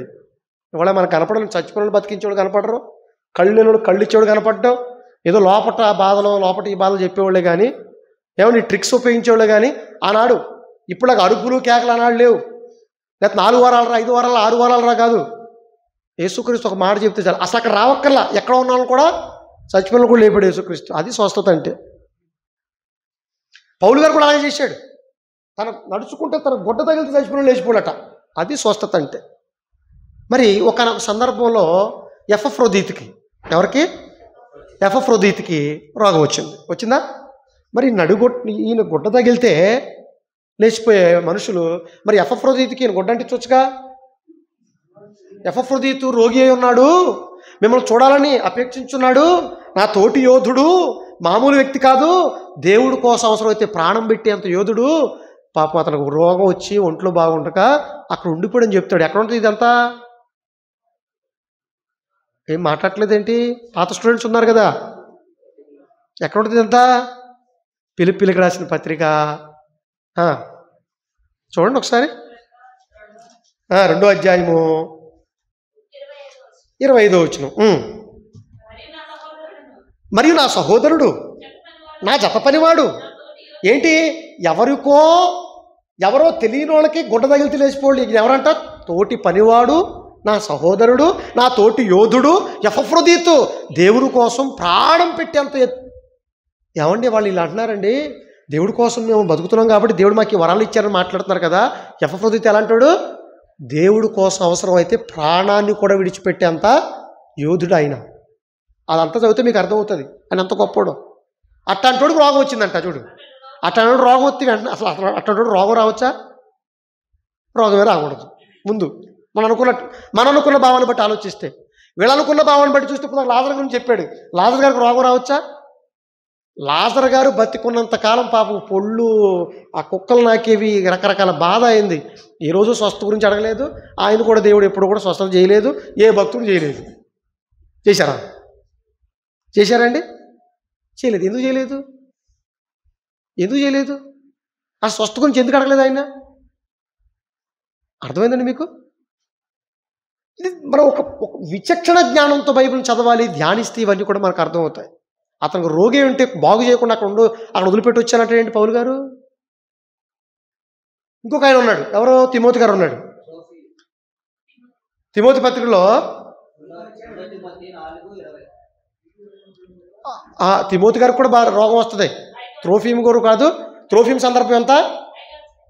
5:25 ఇది 5:15 14 5:23 వచ్చిన తిమోతి గారికి రాసిన మొదటి పత్రిక 5:23 వచ్చిన చూడండి. ఇక మీదట నాయన తిమోతి, ఎవరు చెప్తున్నాడు? తిమోతి అంటే మామూలు విషయం కాదు, ఇక మామూలు వ్యక్తి అండి ఈయన. నాయన తిమోతి, ఇక మీదట నీళ్ళు తాగొద్దు. దేనికోసం? కడుపు జబ్బు వచ్చేసింది. ఎవరికి? యేసు నామమున పో అనొచ్చుగా, వీళ్ళు అరిచినట్టుగా. అలా అనలేదేంటండి పాపం? అంటే కాలం, ఏ కాలం బట్టి స్వస్థతలు జరిగాయి. అది ఎట్టి కాలం చూస్తుంది, ఎప్పుడు జరిగింది, ఎందుకు జరిగింది, ఈ విశ్లేషణ, ఈ విభజన ఉందా అండి? చదివే విధానం తెలియ కొట్టుకు చచ్చిపోతారండి. క్రైస్తవులే కొట్టుకు చచ్చిపోతారు, బయట వాళ్ళకి ఎప్పుడు చెప్పాలి చెప్పండి. ఏమండి? కనీసం తిమోతి గారి పేరు ఇవాళ పేర్లు పెట్టి లేపుతున్నారట. వెంకటేశ్వరరావు లే, నీ పేరు నాకు తెలుసా? అదేమన్నా దేవుడు పిలవలేదంటే, దేవుడు యేసుక్రీస్తు నువ్వు ఒకటేనా? యేసుక్రీస్తు పిలుస్తాడు, సమస్తం తెలిసినవాడు. నీ పేరు నాకేం తెలుసు, ఇదేంటండి బాబు ఇలాగా? అంటే మనం అర్థం చేసుకోవాలి, వీళ్ళు తప్ప వాళ్ళ తప్ప కదా. వాక్యానికి విరుద్ధంగా ఎవరు మాట్లాడినా తప్పే కదండి, తప్ప కదా. మరి ఎందుకు తిమోతి గారి కడుపు జబ్బు వస్తే మందు వేసుకోమన్నాడు చెప్పండి? ఎందుకు మందు వేసుకోమన్నాడు పౌలు గారు? ఎందుకు? అప్పుడు మనకు డౌట్ రావాలి, ఇదేంటిది? అప్పుడు స్వస్థలు జరిగాయి. ఆ 100 శతాబ్దాల్లోని ఇన్ని మార్పులా? సూత్రం వెంబడి సూత్రం, ఆజ్ఞ వెంబడి ఆజ్ఞ, కొంత అచ్చట కొంత ఇచ్చట. ఇది చదివేటప్పుడు కూడా ఏ కాలానికి సంబంధించింది? దశంభాగాలు ఎప్పటివి, పండగలు ఎప్పటివి? ఏమంటే పస్కా పండగ ఎప్పుడుది? ఆ పస్కా పండుగ ఎలా చేయమన్నాడు వాళ్ళని? ఇప్పుడు మనం వాళ్ళు చేసినట్టు మనం చేయగలం? ఇప్పుడు మనకిచ్చాడు అది. ఈ విభజన ఎందుకు లేదు అంటున్నాను. అదే కాలాన్ని బట్టి మనం బైబుల్ని చదవాలి. నెక్స్ట్ పాయింట్, సందర్భం. ఎవరు మాట్లాడుతున్నారు, ఎవరితో మాట్లాడుతున్నారు, ఎవరి గురించి మాట్లాడుతున్నారు. అంతేగాని ఇది తెలుసుకోకుండా ఇష్టానురాజ్యంగా బైబిల్ చదువుకుంటూ వెళ్ళిపోతే ఏం అర్థం కాదు. అలా ఒక ఆయన చదువుతున్నాడట, ఎవరు? నపుంసకుడు బైబిల్ చదువుతున్నాడు. ఇథియోపియా దేశం నుంచి వస్తున్న ఆర్థిక శాఖ మంత్రి బైబిల్ చదువుతున్నాడు. అర్థం కావట్లా. ఆర్థిక శాఖ మంత్రి, ఫినాన్స్ మినిస్టర్ చదువుతున్నా, అర్థం కావట్లా. ఎక్కడుంది? అపోస్తుల కార్యాలు 8వ అధ్యాయము, అపోస్తుల కార్యాలు 8వ అధ్యాయం 34 వచనం ఒకసారి చదవండి అక్కడ. ఆ సందర్భం అంతా మీరు చదివితే, అప్పుడు నపుంసకుడు, ఆర్థిక శాఖ మంత్రి నపుంసకుడు ప్రవక్త. ఎవరి ప్రవక్త? యెషయా ప్రవక్త. మాట్లాడేది ఎవరు? అది చెప్తున్నా. ఎవరు మాట్లాడుతున్నట్టు యెషయా ప్రవక్త అర్థమైంది. ఎవరి గురించి మాట్లాడుతున్నాడు, ఎవరితో మాట్లాడుతున్నాడు ఆయన? ప్రవక్త ఎవరి గురించి మాట్లాడుతుంది, ఎవరితో మాట్లాడుతుంది నాకు అర్థం కావట్లేదు అన్నాడు. తన గురించియా, వేరొకరి గురించి మాట్లాడుతున్నాడా? ఆయన గురించి ఆయన మాట్లాడుకుంటున్నాడా, వేరొకరి గురించి మాట్లాడుతున్నాడా? దయచేసి నాకు చెప్పయ్యా అన్నాడు. ఎవరినే? అర్థం కాదు. కానీ వాళ్ళు అర్థం కాకపోతే ఎవరైనా అడుగుతారా? పాస్టర్ గారు మా ఇంటికి వచ్చి ప్రార్థన చేయమనే వాళ్ళే కానీ పాస్టర్ గారు మా ఇంటికి వచ్చి వాక్యం చెప్పని వాళ్ళు ఎవరు ఉన్నారా? లేరు. అందుకే నీకు అర్థం కాదు ఎప్పటికీ. అందుకే నేను ఎత్తి మీద చేయబెట్టి బైబిల్ తెరిచి అందులో డబ్బులు పట్టుకుని మరిపోతాడు. నేను ఎత్తి మీద చేపెట్టుకుని ఉండాలంటే నువ్వేం చేయాలి? నువ్వు బైబిల్ చదవాలి, పాస్టర్ గారు కూడా వాక్యం చెప్పని అడగాలి, సతాయించాలి. వాక్యం చెప్పండి మాకు, బైబిల్ ఉంది దీని గురించి చెప్పండి మాకు. అర్థమవుతుందండి? ఎవరి గురించి అప్పుడు చెప్తున్నాడు? నాయన మాట్లాడేది యెషయా ప్రవక్త. ఎవరి గురించి చెప్తున్నాడు మాట? యేసు ప్రభు గురించి చెప్తున్నాడు. ఎవరు చెప్తున్నాడు? ఆనాడు జనాంగానికి, సమాజానికి చెప్తున్నాడు. అయ్యా వాళ్ళకి బుద్ధి రావాలని. ఈ సందర్భం ఖచ్చితంగా మనకు తెలియాలి. ఈ సందర్భం మనకు తెలియదు అనుకోండి, అసలు ఎవరి గురించి మాట్లాడుతున్నారు, ఎవరితో మాట్లాడుతున్నారు, ఎందుకు మాట్లాడుతున్న సంగతి మనకు తెలియకపోతే మనకు అర్థం అవుద్దా అండి? ఎబ్రీ పత్రికలో ఉంది, గ్రంథపు చుట్టలో నన్ను గురించి వ్రాయబడిన ప్రకారం. ఎందుకు ఎవరు మాట్లాడుతున్నారు, ఎవరి గురించి మాట్లాడుతున్నారు, ఎవరితో మాట్లాడుతున్నారు? ఆ మాట రాయించింది ఎవరు అసలు? పౌలు గారు. తన గురించి చెప్పుకున్నాడా, యేసుక్రీస్తు గురించి చెప్తున్నాడా, యేసుక్రీస్తు మాట్లాడిందా, తను మాట్లాడిందా? ఇది తెలియకపోతే మొత్తం టోటల్ బ్లాంక్, చీకటి అయిపోద్ది అంతే. అందుకే బైబిల్ చదివేటప్పుడు సందర్భం చాలా ముఖ్యం. రెండు లేచిపోయింది. థర్డ్ వన్, భాష. చాలా సింపుల్ అండి. నోవాహు అట్లు చేసెను. ఏమండి, నోవాహు ఏం చేశాడు? అట్లు. ఎట్లు? దేవుడు చెప్పినట్లు చేసిను. అసలు అర్థం అది. ఈయనకి ఏమండి, వాళ్ళ చదువుకోనోళ్ళు కూడా, కనీసం అక్షర జ్ఞానం లేని కూడా బైబిల్ పట్టేసుకొని చెప్పేస్తుంటే అపార్థాలు కాకపోతే ఏమొస్తాయి చెప్పండి? తప్పు కదండి. కనీసం చదవాలి, ధ్యానించాలి, పరిశోధించాలి, 4 అక్షర మొక్కలు నేర్చుకోవాలి. పేతురు గారు రాసిన 2వ పత్రిక 3వ అధ్యాయము 16వ వచనం.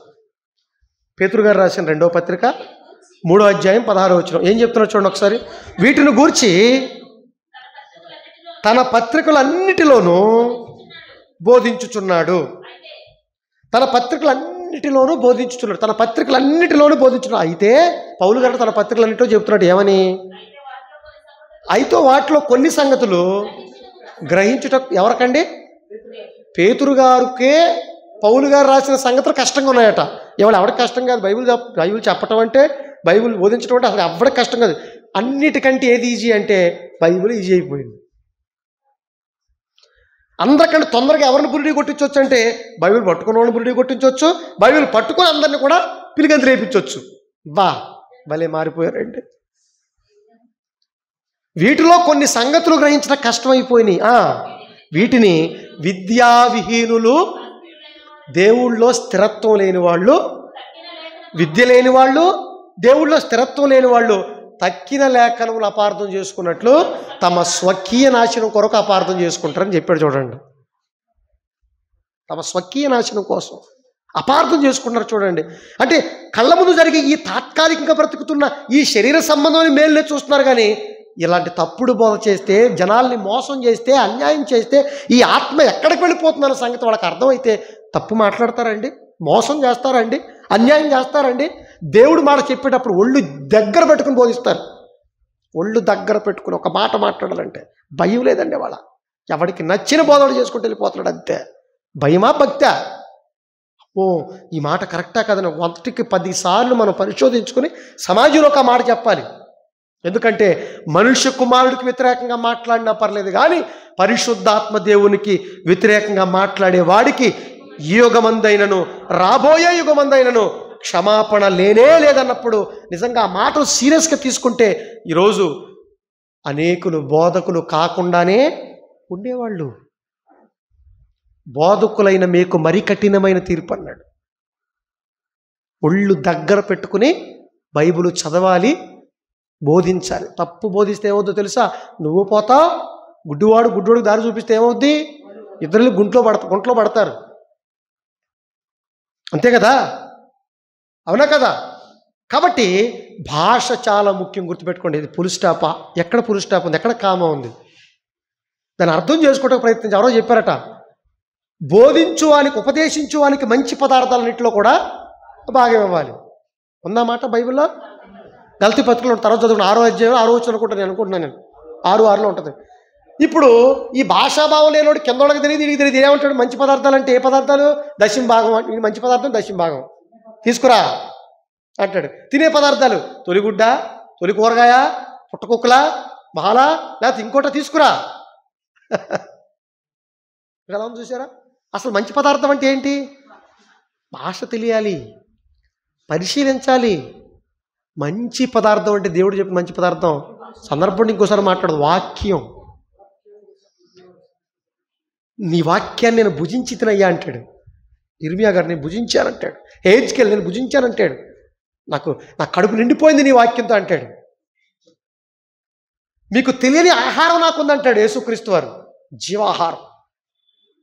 అందుకే అంటాడు ప్రభు, క్షయమైన ఆహారం కొరకు కష్టపడకండి, కానీ అక్షయమైన ఆహారం కొరకు కష్టపడండి. ఏంటి అక్షయమైన ఆహారం?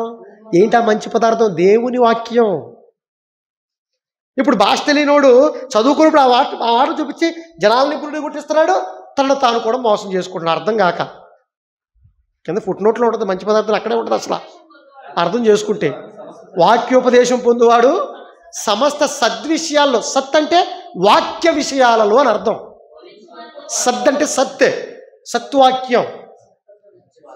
మంచి వాక్యంలో అంటే నువ్వు నేర్చుకునే బోధ స్వచ్ఛమైనది ఉండాలి, సమాజానికి పంచే బోధ కూడా అంతే స్వచ్ఛమైనదిగా ఉండాలి. ఇది భాషలో తెలుసుకోవాల్సిన విషయం. ఇక 4th వన్ వచ్చి భావం. యేసుప్రభు ఒక మాట చెప్తాడు. ఎక్కడ? 12వ అధ్యాయం, అది మత్తయి సువార్త 12వ అధ్యాయం 7వ వచనం ఒక మాట చెప్తున్నాడు, చూడండి ఒకసారి. మత్తయి సువార్త 12వ అధ్యాయం 7వ వచనం. కనికరమును, యేసుక్రీస్తు బోధ చేస్తాడు, కనికరమును నేను కోరుచున్నాను కానీ బలిని నేను కోరను. ఇప్పుడు డైరెక్ట్గా ఈ వాక్యాన్ని, ఇదండి యేసుక్రీస్తు బలి కోరుకున్నాడా? నేను అత్తా కోడల మధ్య ఏమన్నాడు? నేను సమాధానం వచ్చింది అనుకుంటున్నారా మీరు? ఏమన్నాడు? ఖడ్గమునే పంపడానికి వచ్చిన అగ్ని వేయి వస్తుంది అన్నాడు. ఇప్పుడు డైరెక్ట్గా దాన్ని తీసుకున్నాను అనుకోండి, ఏంటి యేసుక్రీస్తు వచ్చింది అగ్ని వేయటానిక? అలాంటప్పుడు ఎందుకు రావాలి? భావం తెలిస్తారా మాట్లాడతావా? అందుకే యేసుప్రభు ఏమంటాడంటే అక్కడ, కనికరమునే నేను కోరుచున్నాను, బలి నేను కోరనను. వాక్య భావం ఏమిటో మీకు తెలిసి ఉంటే మీరు దోషులు అనేవాళ్ళు కాదు, నిర్దోషులు అనేవాళ్ళు కాదు. మీకు తెలియట్లా కాబట్టి భావాన్ని తెలుసుకోవడానికి ప్రయత్నం చేయాలి. అందుకే అంటాడు కీర్తనాకారుడు 119వ కీర్తన 148వ వచనంలో అంటాడు, 119, 148లో ఏమంటాడంటే, 119వ అధ్యాయము 148వ అధ్యాయం ఏమంటాడు, 148వ వచనం ఏమంటాడంటే, ఏమంటాడు?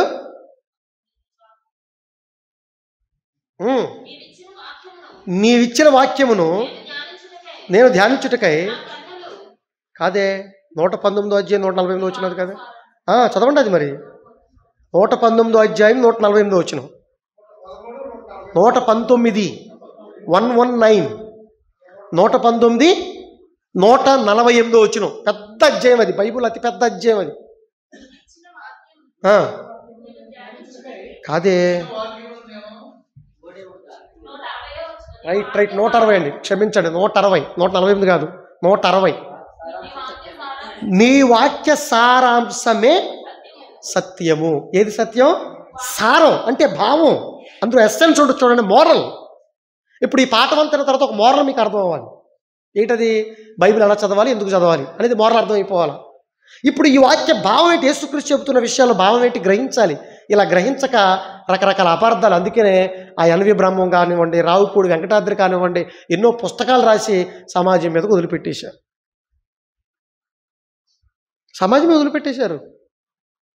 భావాన్ని అర్థం చేసుకోక డైరెక్ట్గా అక్షరాలు తీసుకుంటే అలాగే మోసపోతామండి మనం. చెప్పాం కదా, మంచి పదార్థాల్లో మీరు భావం అంటే అక్షరాలు చూస్తే మోసపోతాం. అందులో భావం ఏంటో తెలుసుకుంటే మంచి విషయం మనకు అర్థమవుద్ది అనమాట. ఓకేనా? కాబట్టి భావాన్ని తెలుసుకునే ప్రయత్నం ఎప్పుడు కూడా చేస్తే ఎవరిని కూడా అపార్థం చేసుకో. ఎందుకంటే కనబడేవన్నీ కూడా నీళ్లు కాదు, అంటే నల్లనివన్నీ నీళ్లు కాదు, తెల్లనివన్నీ కూడా పాలుగా, చూసేవన్నీ కూడా నిజంగా గుర్తుపెట్టుకోండి. అందుకే అపార్థాలు ఎక్కువైపోతాయి. మనం అర్థం చేసుకునే కన్నా అపార్థాలు ఎక్కువ. అలాగే వాక్యాన్ని కూడా అపార్థం చేసుకున్నారు తమ స్వకీయ నాశనం కొరకు. అంటే కాలాన్ని బట్టి, సందర్భాన్ని బట్టి, భాషను బట్టి, భావాన్ని బట్టి బైబిల్ చదవాలి. అప్పుడు నీకు బాగా అర్థమైపోద్ది బైబిల్. అర్థమైందా? ఓకే. ఎలా విభజించాలి బైబిల్ని? ఎలా విభజించాలి? తిమోతి గారికి రాసిన 2వ పత్రిక 2వ అధ్యాయము 15వ వచనం చూడండి ఒకసారి. 2వ అధ్యాయం 15వ వచనం. తిమోతి గారు రాసిన 2వ పత్రిక 2వ అధ్యాయం 15వ వచనం. దేవుని ఎదుట యోగ్యునుగాను, సిగ్గుపడనక్కర్లేని పనివానిగాను, సత్యవాక్యమును సరిగా ఉపదేశించువానిగాను నిన్ను నీవే దేవునికి కనబరుచుకొనుటకు జాగ్రత్త పడుము అన్నాడు. చూడండి నాయనా తిమోతి, నీవు దేవుని ఎదుట యోగ్యుడిగా ఉండటానికి ప్రయత్నం చేయాలి. ఫస్ట్ పాయింట్, సిగ్గుపడనక్కర్లేని పనివానిగాను. ఎప్పుడు కూడా నువ్వు దేవుడి ముందు సిగ్గుపడాల్సిన పని లేదు, ఎవరి ముందు తలదించుకోవాల్సిన పని లేదు. సత్యవాక్యాన్ని సరిగా ఉపదేశించువానిగాను. సరిగా ఉపదేశించాలట, సరిగా ఉపదేశించాలి, విభజించాలి. అరటిపండు తినాలి. ఎలా తినాలి? కోసుకొని నోట్లు పడి తినేస్తావా? తొక్క తీయాలి, లోపల ఉన్న దాన్ని లోపల పెట్టుకోవాలి.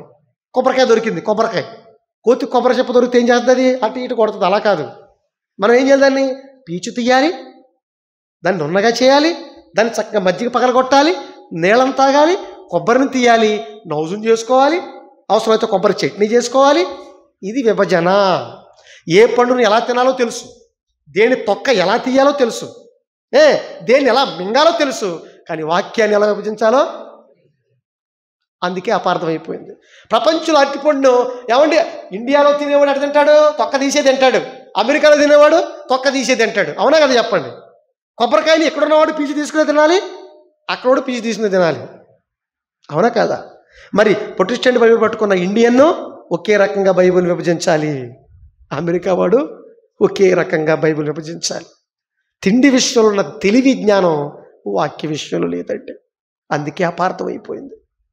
అందుకే భిన్నమైన బోధలు, ఎన్నో సందేహాలు. నిన్ను హేతు అడుగు ప్రతివానికి సాత్వికంతో సమాధానం చెప్పటానికి ఎల్లప్పుడూ కూడా ప్రతి క్రైస్తవుడు సిద్ధంగా ఉండాలి. ఎప్పుడు నువ్వు సిద్ధంగా ఉంటావంటే బైబిల్ చదివే విధానం తెలియాలి, నువ్వు పరిశీలించాలి, ధ్యానించాలి. అట్ ది సేమ్ టైం దేవుని ఎదుట యోగ్యునుగాను, సిగ్గుపడనక్కర్లేని పనివానుగాను, సత్యవాక్యాన్ని సరిగా ఉపదేశించేవాడుగా, నిన్ను నీవే దేవుని కనబరుచుకునేవాడుగా ఉండాలి. మనుషులకు కాదు, దేవుడు ముందు నేను బోధిస్తున్నాను, అమ్మో దేవుని సంగతులు చెబుతున్నాను, నా దేవుణ్ణి ఈ సమాజానికి చూపిస్తాను, నన్ను నేను ఈ సమాజానికి చూపించడానికి కాదు అన్న భావనతో మన బైబిల్ని ఎప్పుడు కూడా చదవాలి, బోధించాలి, ధ్యానించాలి. ఏమైపోయిందో తెలుసు అలా చేయటం వల్ల. పౌలు గారు చెప్తున్నారు చూడండి, చివరికి మాటలు చూపించి ముగించుకుందాం చూడండి ఒకసారి. కొరింథీయులకు రాసిన 2వ పత్రిక 2వ అధ్యాయం 17వ వచనం. కొరింథీయులకు రాసిన 2వ పత్రిక 2వ అధ్యాయం 17వ వచనం. 2వ అధ్యాయం 17వ వచనం ఏమండి? 2వ అధ్యాయం 17వ వచనం ఏం చెప్తున్నాడు? కావున ఇట్టి సంగతులను చాలిన వాడెవడు, ఇట్టి సంగతులకు చాలిన వాడెవడు? మేము, అంటే పౌలు గారు వారి పరివారం, మేము దేవుని వాక్యమును కలిపి చెరిపెడు అనేకుల వలె ఉండక అన్నాడు. చూడండి, అనేకులు ఏం చేశారట? దేవుడి వాక్యాన్ని కలిపి చెరిపేశారు. ఏమండి? నీకు అరటి పండు ఇచ్చారు, దానిమ్మ పండు ఇచ్చారు, బత్తాయి పండు ఇచ్చారు. మూడింటిని కలిపి తినేయమని కాదు. అరటి పండు ఒలుచుకు తిను, దానిమ్మ పండు చక్క దాన్ని ఒలుచుకునే విధంగా దాన్ని తిను, బత్తాయి పండు కూడా దాన్ని ఒలిచి తొనలు తీసి తిను. గదుల్లో ఉన్న ఆ దానిమ్మ గింజలు తిను, బత్తాయి పండులో ఉన్న తొనలు, అంతేగాని కలిపి చెరిపేసేటట్టు చేస్తే ఏమవుద్ది? చిన్నపిల్లలు అయితే అలా చేస్తారు, తెలియని వాళ్ళు అలా చేస్తారు. తెలిసినోడు ఏం చేస్తాడు? చక్కగా దేన్ని ఎలా విభజించాలో దాన్ని ఆస్వాదిస్తారు అట్లా అన్నమాట. ఓకేనండి? కాబట్టి అనేకులు కలిపి చెరిపేశారు. మీరు కలిపి చెరిపెడు వాళ్ళ మేము ఉండక, ఆళ్ళవలే ఉండక నిష్కాపట్యము గలవారము, దేవుని వలన నియమింపబడిన వారమై ఉండి క్రీస్తునందు దేవుని ఎదుట బోధించుచున్నాము. ఎప్పుడు బోధించేటప్పుడు నేను దేవుని ఎదుట బోధించుచున్నాను. నేను కలపకూడదు, నా ఇష్టం వచ్చినట్టు చేయకూడదు. ఆత్మ సంబంధమైన ఆ సంగతులు, సంబంధమైన సంగతులతోనే సరిచూడాలి. ఇది బైబిల్ చదివే విధానం. ఏంటి ఏమి నేర్చుకున్నాం? బైబిల్ అంటే ఏంటో నేర్చుకున్నాం. బైబిల్ అంటే గ్రంథపు చుట్ట. ఇది బిబ్లాస్ అనే పదం నుంచి వచ్చింది. గ్రంథపు చుట్ట, చుట్టలుగా ఉంది. ఎలా ఉంది? ఏ చుట్టలుగా ఉంది? పౌలు గారు చెప్తాడు, ఇది ఏమంటే చర్మపు కాగితాల మీద రాయించబడింది ఫస్ట్ బైబిల్. ఫస్ట్ రాతి పలక మీద రాయించాడు. మీ అందరికి తెలిసేది నిర్గమకాండంలో రాతి పలక మీద రాయించాడు. నెక్స్ట్ వచ్చేసరికి చర్మపు కాగితాలు అంటాడు. ఇది మీకు అర్థం కావాలంటే రెఫరెన్స్ నోట్ చేసుకోండి. తిమోతి గారు రాసిన 2వ పత్రిక 2వ అధ్యాయము 4వ అధ్యాయం అనుకుంటా, 4:13 రాసుకోండి. ఇంటికి వెళ్ళిన చదువుకోండి. 4:13 చదవక్కర్లేదు, ఇంటికి వెళ్ళి చూసుకోండి. తిమోతి గారికి రాసిన 2వ పత్రిక 4వ అధ్యాయము 13వ వచనం. అంటే బైబిల్ అంతా కూడా ఆనాడు, అంటే ఈ అత్యంతరం కనుగొనక ముందు 14th సెంచరీలో ముందు అత్యంతరం కనుగొన్న తర్వాత మొట్టమొదటి ముద్రించిన గ్రంథం బైబిల్. చెప్పానుగా, ప్రపంచంలో ఈ గ్రంథానికి ఉన్న విశిష్టత దేనికి లేదు. ఫస్ట్ ముద్రించిన గ్రంథం బైబిలు. అన్ని భాషల్లో తర్జుమా చేయబడిన ఏకైక గ్రంథం బైబిలు. అన్ని ఆధారాలకు నిలబడే ఏకైక గ్రంథం బైబిలు. ఏ విషయాన్ని చూసినా బైబిలు. ఇప్పటికే సుమారు 6 నుంచి 7 వరకు గిన్నిస్ బుక్లో ఎక్కిన రికార్డు కూడా బైబిల్దే. లిపున్న ప్రతి భాషలో తర్జుమా చేయబడిన ఏకైక గ్రంథం బైబిలే. ప్రపంచం నలుచెరుగులు వెళ్ళిపోయిన ఏకైక గ్రంథం బైబిలే. ఎన్ని విశిష్టతలో బైబిల్కి అంటే అది నిజమైన దైవ గ్రంథం అని మనకు తెలియాలండి. వాటిని ఫస్ట్ చర్మపు కాగితాలు. ఏ చర్మపు కాగితాలు? జంతు చర్మపు కాగితాలు అండి. ఒక యెషయా గ్రంథం రావాలంటే ఒక 10 టైర్ లారీ రావాలట. అప్పుడు అందరికి అందుబాటు లేదు. అందుకే దేవుడు నిజంగా వాళ్ళకి జ్ఞానం ఇచ్చి, నిజంగా జాన్ గూటన్బర్గ్ అని ఆయన అత్యంతరం కనుగొన్న తర్వాత మొట్టమొదట ముద్రించిన గ్రంథం బైబిలు. ప్రపంచం నలుచెరుగుల రవిస్తమించిన సామ్రాజ్యం, బ్రిటిష్ సామ్రాజ్యంలోనే నలుచెరుగులు వెళ్ళిపోయింది ప్రపంచం బైబిల్ అంతా. బైబిల్ అంటే ఏంటి నేర్చుకున్నాం. ఎలా చదవాలి? పరిశీలించి చదవాలి. కొంత అచ్చట కొంత ఇచ్చట ఉంటుంది, ఆజ్ఞ వెంబడి ఆజ్ఞ ఉంటుంది, సూత్రం వెంబడి సూత్రం ఉంటుంది. ఓకేనా? కాలం బట్టి, సందర్భాన్ని బట్టి, భాషను బట్టి, భావాన్ని బట్టి బైబిల్ చదవాలి. ఎలా విభజించాలి? సత్యవాక్యాన్ని సరిగా ఉపదేశించాలి. కలిపి చెరిపే వాళ్ళగా ఉండకూడదు. దేవుని ఎదుట చక్కటి ప్రవర్తనతో మంచి మనసుతో మనందరం బైబిల్ నేర్చుకోవాలి, చెప్పాలి. ఓకేనా? ఇకపోతే ఎందుకు చదవాలి? ఎందుకు చదవాలి? సింపుల్ కదండి. ఎందుకు చదవాలి?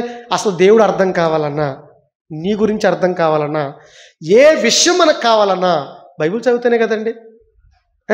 చదువుతారు ఒక విషయం. యోహాను సువార్త 5:39.